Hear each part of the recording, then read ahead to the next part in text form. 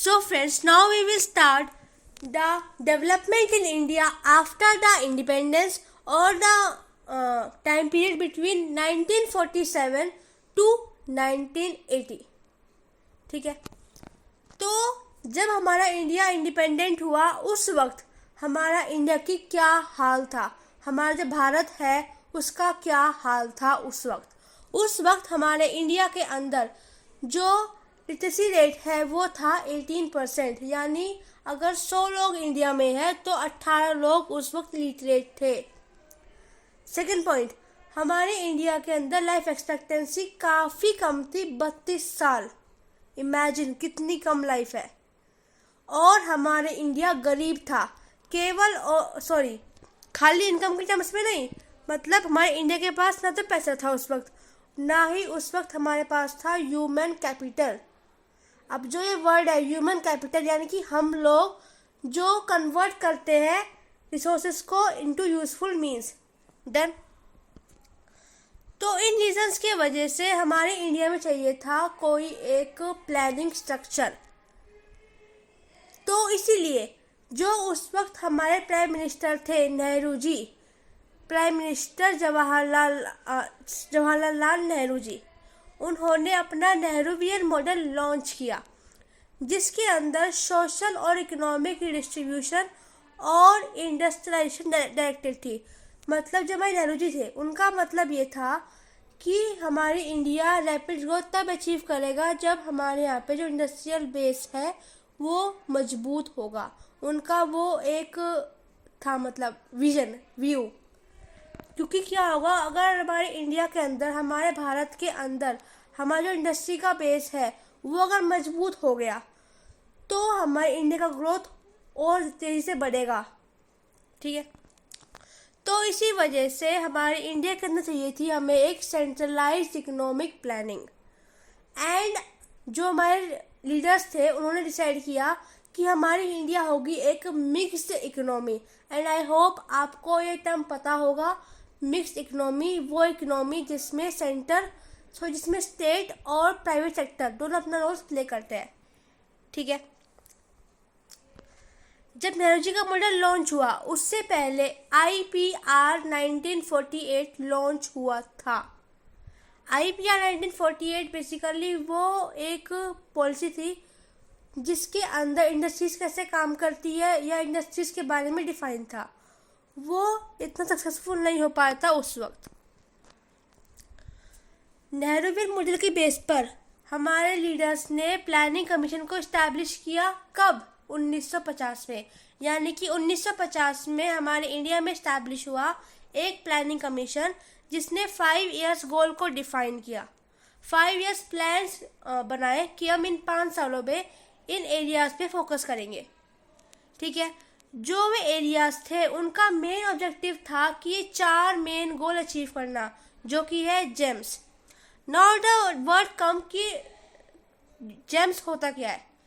James है basically G means growth, E for equity not equality, M for modernisation, S for self reliance. अब इनका meaning क्या है? Growth का मतलब है हमारे इंडिया की ग्रोथ हो, हमारे इंडिया के अंदर जो पॉवर्टी है वो कम हो, ह्यूमन कैपिटल है वो इंक्रीज हो। इक्विटी का मतलब ये है इक्विटी नॉट इक्वालिटी। इक्वालिटी का मतलब ये है सब में बराबर बराबर बंटना, पर लेकिन इक्विटी का मीनिंग ये है जिसको जो ज़रूरत है उसे उतना देना। लेट सपोज मान लीजिए इंडिया के अंदर 100 अमीर है और 10 गरीब है, तो जो अमीर से टैक्स के फॉर्म में इनकम निकालना और उसे सब्सिडीज के फॉर्म में गरीब को दे देना, वो है equity basically. Third goal M for modernisation का मीनिंग है सोसाइटी का आउटलुक चेंज करना और इंडिया के अंदर एक अच्छी, एक न्यू और एक मॉडर्न टेक्नोलॉजी लेके आना।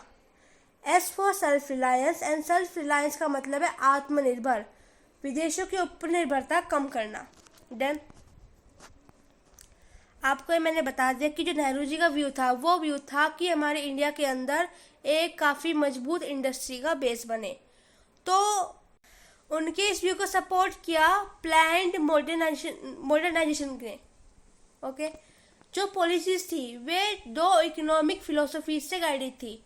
एक तो नेहरू जी का, जिसने वे कहते थे कि जो हमारी सोसाइटी हो वो हो सोशलिस्टिक सोसाइटी, जिसमें हैवी इंडस्ट्रीज पर एम्फोसिस हो, और दूसरा था Gandhian philosophy of small and cottage industry. इसका मतलब है जो हमारे गांधी जी थे, गांधी जी का कहना ये था कि गांव में, शहरों में उनके अपने लेवल पर छोटी इंडस्ट्री डेवलप हो और वे जो है अपने सामान को बनाए। मतलब उनका कहना था कि रूट जगह पर, मतलब विलेज में, सिटीज़ में, वे अपने आप में ही आत्मनिर्भर बने, अपने लिए खुद में ही एक इंडस्ट्रीज ओपन करें, जैसे कि हैंडीक्राफ्ट्स वगैरह। ठीक है। अब क्या हुआ, 30 अप्रैल 1956 को इंडस्ट्रियल पॉलिसी रेजोल्यूशन लॉन्च हुआ। इसका रीज़न ये था क्योंकि IPR 1948 सक्सेसफुल नहीं हो पाया था इतना।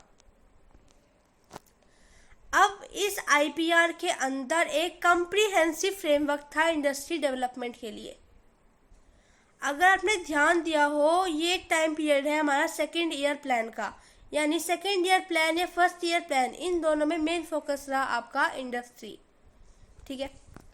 तो इस IPR 1956 के अंदर एक कम्प्रीहेंसिव फ्रेमवर्क प्रोवाइड किया इसने इंडस्ट्री डेवलपमेंट का, जिसने इंडस्ट्रीज को 3 शेड्यूल्स में बांट दिया। ठीक है। अब जो 3 शेड्यूल्स है वो आपकी बुक में गिवन नहीं है, पर लेकिन आपको समझाने के लिए यहाँ पे मैंने आपको दिया हुआ है। वे 3 शेड्यूल्स है, शेड्यूल ए, शेड्यूल बी और शेड्यूल सी। जो शेड्यूल ए है उसमें एक्सक्लूसिवली स्टेट ओन्ड इंडस्ट्रीज होगी 17, जो इंडस्ट्री का पूरा हक स्टेट के पास होगा। शेड्यूल बी जो स्टेट ओन करेगा प्रोग्रेसिवली, मतलब उसकी जो ओनरशिप है वो तो रहेगी स्टेट के पास, पर लेकिन जो प्राइवेट सेक्टर है वो कुछ इसमें अपना एफर्ट्स लगा सकता है, वो है आपकी 12 इंडस्ट्रीज। शेड्यूल सी जो कुछ बची कुची रहेगी वो इंडस्ट्री शेड्यूल सी के अंदर आएंगी और इसको ऑन करेंगे कौन, प्राइवेट सेक्टर। शेड्यूल ए में आती थी जैसे कि आर्म्स, एम्यूनिशन वगैरह इंडस्ट्रीज। शेड्यूल बी में थी सीमेंट इंडस्ट्री, एल्यूमिनियम इंडस्ट्री वगैरह। ठीक है। अब जो शेड्यूल सी था उसमें था आपका लाइसेंस राज। शेड्यूल सी के अंदर था इंडस्ट्रियल लाइसेंसिंग, जिसके अंदर न्यू इंडस्ट्रीज को एक्सपैंड करने के लिए, मर्ज करने के लिए, अमेलगमेट करने के लिए, सब कुछ करने के लिए मतलब उन्हें लाइसेंस की ज़रूरत पड़ती थी। और अगर लाइसेंस चाहिए था उन्हें वीकर एरियाज़ के लिए, बैकवर्ड एरियाज़ के लिए, तो उन्हें जल्दी मिलता था। और अगर उन्हें चाहिए था एक काफ़ी डेवलप्ड एरिया के लिए, वो इतना आसानी से नहीं मिलता था। Now it supported enormous expansion of the scope of public sector। इस IPR 1956 के वजह से जो हमारा स्टेट है वो एक्सपैंड हुआ, पर लेकिन अगर पब्लिक जहाँ पे एक्सपैंड हुआ, प्राइवेट जहाँ पे दब गया, तो वहाँ पे प्राइवेट इनिशिएटिव दब गया और एंटरप्राइज को प्राइवेट इन्वेस्टमेंट डिस्करेज हो गई। 1 मिनट, ये थोड़ा। तो इस IPR 1956 का काफ़ी साइड इफ़ेक्ट्स रहे, कहाँ पर, हमारे फॉरेन सेक्टर पर। IPR 1956 के बहुत साइड इफ़ेक्ट्स हुए हमारे फॉरेन सेक्टर पर। इस IPR के वजह से 1958 में आ गई हमारी BOP क्राइसिस, जिसके वजह से जो हमारे फॉरेन एक्सचेंज रिजर्व्स थे वो घट गए। इंडस्ट्रियल लाइसेंस के रहते हमारे इंडिया के अंदर ट्रेड काफ़ी कम हो गया, वो घट गया। दूसरी बात ये कि जो बिग इंडस्ट्रियल हाउसेस थे उन्होंने इसको मिसयूज़ किया अपने फ़ायदे के लिए। तो इसीलिए जो ये कंट्रोल है वो मेंटेन करे 1966 तक का, उसके बाद से बदल दिया। अब यहाँ पे गिवन है कि इंडिया का average annual rate of growth of GDP उस वक्त था 3.5%। कब? 1950 से 80 के बीच में। और उस वक्त हम GDP को बोलते थे हिंदू ग्रोथ रेट। अब जो टर्म है हिंदू ग्रोथ रेट, ये किसने कॉइन किया था? ये मिस्टर राजकृष्णन ने कॉइन किया था GDP को। मिस्टर राजकृष्णन ने GDP को बताया था कि वो हिंदू ग्रोथ रेट है। अब वो ऐसा क्यों है वो मुझे आप बताओगे कमेंट्स के अंदर, ठीक है। अब जैसे कि आपको मैंने कहा था कि इस टाइम पीरियड के बीच में जो हमारा इंडस्ट्री है वो फोकस था, जो डेवलपमेंट है वो इंडस्ट्री फोकस था। अब आफ्टर मिड 1960s क्या हुआ? आफ्टर मिड 1960s एक MRTP एक्ट इस्टेब्लिश हुआ 1969 के अंदर, ठीक है। उसका काम था to regulate large firms policies restricting the possibility of expansion of big business houses kept their entry away from nearly all but a few highly capital intensive sector। जो ये MRTP एक्ट लॉन्च हुआ 1969 के अंदर, इस दौरान क्या हुआ, इस जो से पॉलिसीज फ्रेम की, उस पॉलिसीज के चक्कर में क्या हुआ, जो बिग बिजनेसेस थे, जो हमारे बिग बिजनेस फर्म्स थे, वे एक्सपैंड नहीं हो पाए तो काफ़ी वे अपना इनिशिएटिव नहीं ले पाए। कौन से सेक्टर में? कैपिटल इंटेंसिव सेक्टर के अंदर। यानी जिनके पास खूब पैसा था वो इस एक्ट के वजह से अपना इनिशिएटिव नहीं ले पाए। कौन से सेक्टर के अंदर? कैपिटल इंटेंसिव सेक्टर के अंदर।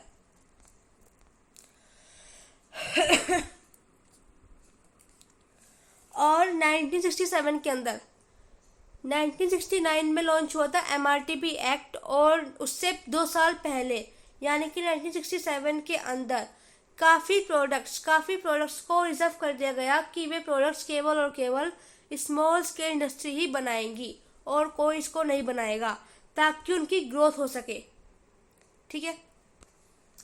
अब जो उन्होंने चेंज किया उसकी वजह से क्या हुआ हमारे इंडिया की इकोनॉमी के अंदर, जो वो चेंज आया हमारे इंडिया की इकोनॉमी के अंदर, जो MRTP एक्ट लॉन्च हुआ, जो रिजर्वेशन हुई प्रोडक्ट के अंदर, उसके वजह से जो फर्म्स थी वो लेबर इंटेंसिव में काम करती थी, जिससे की वजह से जो हमारी एम्प्लॉयमेंट थी वो इंक्रीज हुई, और जो इनकम थी वो अमीर से गई गरीब के पास। ये उसका फेवर में पॉइंट रखे गएंगे। और उसका रिजल्ट क्या हुआ? उसका रिजल्ट ये हुआ कि जो बड़ी फर्म्स थी excluded all big firms from labor intensive industries, and India was not able to compete in the world market for these products। अब जो ये पॉलिसीज फ्रेम हुई थी 1967 के अंदर, 1967 के अंदर जो पॉलिसी फ्रेम हुई थी उसके चक्कर में जो बड़ी फर्म्स थी, अब बड़ी फर्म्स फोकस नहीं कर पाई, और इसकी वजह से हमारा इंडिया compete नहीं कर पाया वर्ल्ड मार्केट के अंदर उन प्रोडक्ट्स के अंदर, ठीक है। और जो कुछ स्ट्रिंजेंट लेबर लॉज इन्होंने इम्पोज किए थे गवर्नमेंट ने कि आपको इतना देना पड़ेगा, इतना नहीं देना पड़ेगा, मतलब जो भी है, उसे डिस्करेज किया फर्म्स को लेबर इंटेंसिव काम करने से। जो स्ट्रिंजेंट लेबर लॉज थे उन्होंने डिस्करेज किया फर्म्स को, बिग बिजनेस हाउसेस को लेबर इंटेंसिव काम करने से, मतलब लेबर इंटेंसिव इंडस्ट्रीज में इन्वेस्ट करने से उन्होंने डिस्करेज किया। अब जैसे कि आपको मैंने बताया था कि आपके first year plan, second year plan, third and fourth, इनमें आपका मेन फोकस था इंडस्ट्री पर लेकिन उसके बाद फोकस गया आपके एग्रीकल्चर पर। ऐसा क्यों? क्योंकि आपके 1966 और 1967 के बाद आए थे 2 सीवियर डाउट। आपके 1966 और 1967 में आपके 2 सीवियर डाउट आए थे, जिसके चक्कर में हमारे इंडिया के अंदर काफ़ी एक बहुत बेकार फूड प्रॉब्लम हो गई थी। जो प्राइमरी सेक्टर है हमारा, जो प्राइमरी सेक्टर है उसने एक नेगेटिव ग्रोथ रिकॉर्ड की, और जो हमारा एक एग्रेरियन कंट्री इंडिया ने एक नॉन एग्रेरियन कंट्री यानी कि USA पर डिपेंड होना पड़ा फूड के लिए। इंडिया USA पर डिपेंड थी फूड के लिए कि भाई तुम्हें फूड दे दो, खाना यहाँ पे खाने कमी होगी हमारे यहाँ पे। तो इसकी इन सब चीज़ों की वजह से हमारे जो लीडर्स थे उनका फोकस गया हमारे फर्स्ट सेक्टर पर, हमारे मेन सेक्टर पर, जो कि था हमारा प्राइमरी सेक्टर। उन्होंने कहा कि हम अपनी इंडिया के अंदर जो प्रोडक्टिविटी है उसे बढ़ाएंगे, ना कि उनका जो इतना एफर्ट्स था वो इंस्टीट्यूशन चेंज पर नहीं गया। उन्होंने कहा कि हम अपनी इंडिया के अंदर टेक्नोलॉजिकल चेंज लेके आएंगे। अब जो ये वर्ड है आपका इंस्टीट्यूशनल चेंज, इसमें क्या था, बेसिकली फार्म्स को आपस से अमेलगमेट करना, जो स्मॉल एंड होल्डिंग्स थी उन्हें आपस में अमेलगमेट करना, जो फार्मर्स थे उन्हें कोऑपरेटिव में ऑर्गेनाइज करना, वगैरह वगैरह वगैरह। जो चेंजेस थे उन्हें कहते थे हम इंस्टीट्यूशनल चेंजेस। पर लेकिन आपके 1960s के बाद जो लीडर्स उनका फोकस गया टेक्नोलॉजिकल चेंजेस के ऊपर, ताकि वे जो प्रोडक्टिविटी है उसे एनहांस कर सके, स्पेशली ऑफ वीट, ताकि जो क्राइसिस थी उस वक्त उसे वे ख़त्म कर सके। Now comes green revolution. कब लॉन्च हुआ था? 1966 के अंदर, इन ड्राउट्स की वजह से। इसका मीनिंग था a thorough restructuring of agriculture policy. इसके अंदर अब क्या था? इसके अंदर था innovative farm technologies, introducing HYV seeds, intensive use of water, fertilisers and pesticides. ठीक है, बेनिफिट क्या हुआ? जो हमारी इंडिया थी वो फूड प्रॉब्लम से बाहर निकल गई। हमारी इंडिया एक फूड डेफिशिएंट नेशन से एक फूड सफिशिएंट नेशन बन गया। हाँ, पहले इंडिया के अंदर फूड की कमी थी, अब पर लेकिन इंडिया में कोई फूड की कमी नहीं रही। It increases productivity through technical progress. It significantly increased food grain production. जो फूड ग्रेन प्रोडक्शन था वो इंक्रीज हुआ इसकी वजह से। यहीं तक का था आपका पोस्ट इंडिपेंडेंस रिफॉर्म्स, यानी कि आपका 1947 से लेकर के 1980 के बीच में क्या क्या हुआ। ठीक है, अब इसकी बताए पे कंक्लूजन। आखिरकार आपके थर्ड पार्ट का क्या कंक्लूजन है? In terms of primary sector, India becomes self-sufficient. It resulted in abolition of zamindari system. जो अंग्रेजों को दिया गया था वो सिस्टम हमारा खत्म हो गया। Now comes industrial sector और manufacturing sector.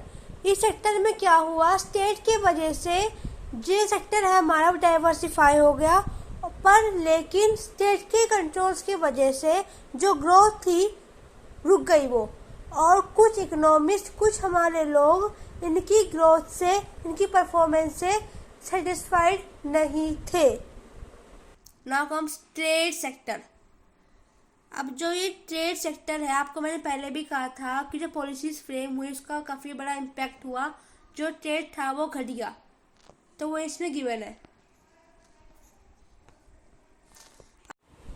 Now one more thing is given in your books, that is our economic performance was worst in 1965 to 1981 in the independent India's history because of the following reasons.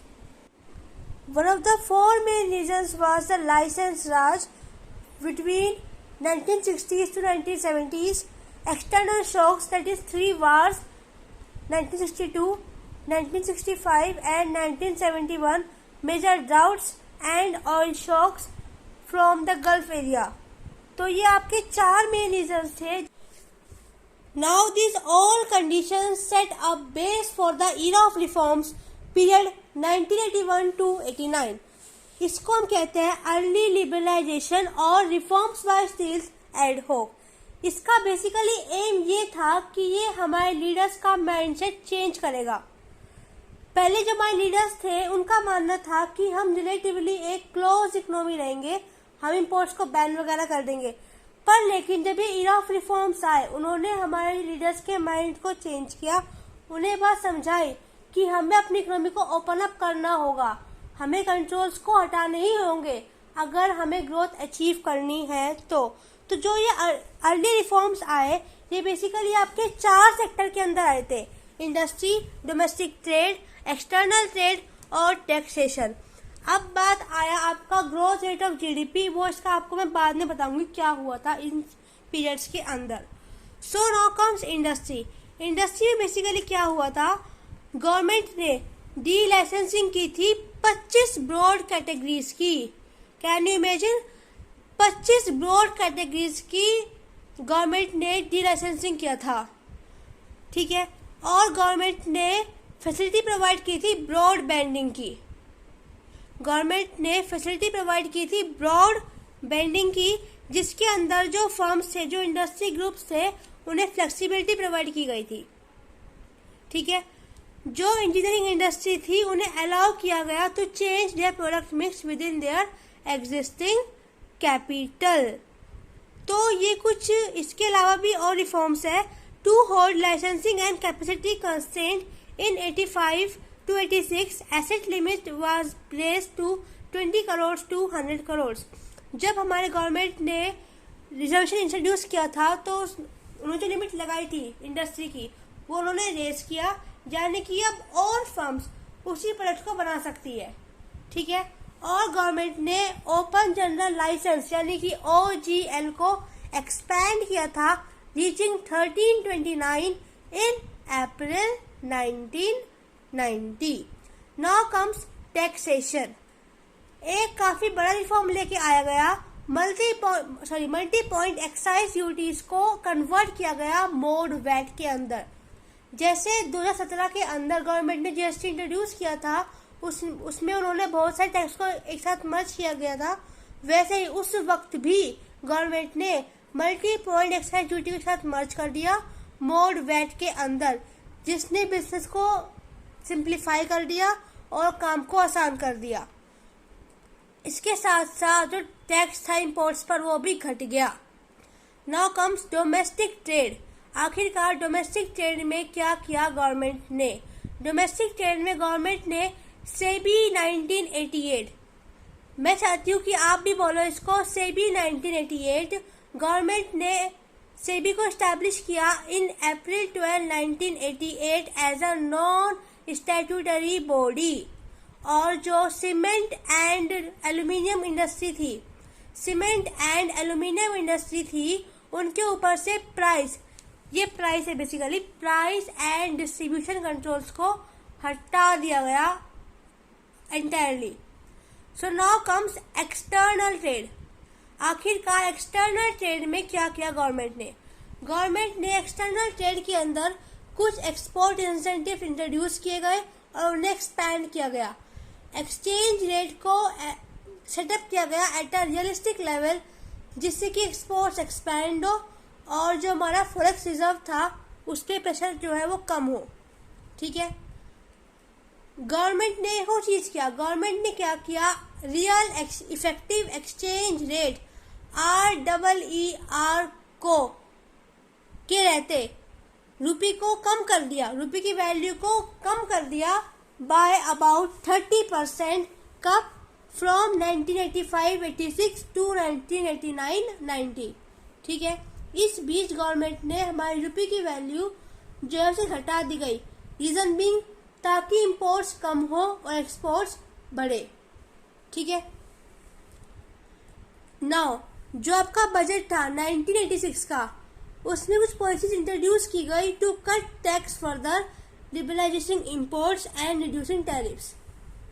Then अब बात आई, अब हमने इतना सब कुछ पढ़ लिया, हमने इंडस्ट्री के अंदर क्या हुआ वो पढ़ लिया, टैक्स में क्या हुआ वो पढ़ लिया, डोमेस्टिक ट्रेड में क्या हुआ वो पढ़ लिया, एक्सटर्नल ट्रेड में क्या हुआ वो भी पढ़ लिया। अब हम देखेंगे इसके मेरिट्स एंड डिमेरिट्स। जो अर्ली रिफॉर्म्स आए, इनके क्या क्या मेरिट्स और डिमेरिट्स रहे। सबसे पहले देखेंगे हम डीमेरिट, आखिरकार इसका क्या नुकसान रहा, या कहे तो इसमें क्या क्या प्रॉब्लम्स थी उस वक्त भी हमारे हमारे इंडिया के अंदर थी converted licensing policies, public sector reservation, excessive government controls, reservation of goods to small scale sector, excessive price and distribution control, private sector discouraged from making investment, inefficiency, government controls, bureaucratic procedures in public sector, or restrictive condition of MRTP Act and inward oriented policies। तो basically क्या हुआ, हमारे early reforms के time period पर भी इतना कुछ ऐसा खास इकोनॉमी ओपन अप नहीं हुई थी। उस वक्त भी इकोनॉमी क्लोज थी, उस वक्त ही पॉलिसीज काफ़ी बेकार थी। पॉलिसीज जो थी उन्होंने रिस्ट्रिक्शन करा रखा था। हाँ, कुछ हुआ था पर लेकिन सब कुछ नहीं हुआ था। जैसे मान लीजिए 100 कदम में जाना है, हमें जो है 100 कदम आगे जाना है, तो गवर्नमेंट उस वक्त अभी 1 या 2 कदम ही आगे गई थी। तो ये हुआ था आपका अर्ली रिफॉर्म्स के अंदर। अर्ली रिफॉर्म्स के अंदर बेसिकली आपके कुछ पॉइंट्स हुए थे जिन्हें आपको खुद याद करना पड़ेगा, ठीक है। जो आपका चैप्टर है ये इंडियन इकोनॉमी, इसमें बेसिकली आपको याद ही करना पड़ेगा, आपको पॉइंट लिख लिख के इसको याद ही करना पड़ेगा, इसमें कोई ऑप्शन है नहीं, ठीक है। Now comes points in favour. Point in favour में क्या है, एक तो जो ये अर्ली रिफॉर्म्स आए उन्होंने हमारे लीडर्स के माइंड में कॉन्फिडेंस क्रिएट किया, उन्हें लगने लगा कि हाँ हमारी इकोनॉमी एक कॉम्पिटिटिव इकोनॉमी होनी ही चाहिए, उनका माइंडसेट चेंज हुआ। They started to believe that well competitive markets can ensure economic growth and also increase total welfare, okay. Serve as necessary foundation for 1990s reforms, ठीक है। जो ये आपके इरा ऑफ रिफॉर्म्स आए, इन्होंने एक फाउंडेशन सेट किया फॉर 1990s रिफॉर्म्स। अब बात की जाए इसमें ग्रोथ रेट ऑफ जीडीपी, आखिरकार इस वक्त हमारा ग्रोथ रेट ऑफ जीडीपी कैसा था, तो इस वक्त था हमारा 6th प्लान 80 to 85 के बीच में, उस वक्त था हमारा 5.7%।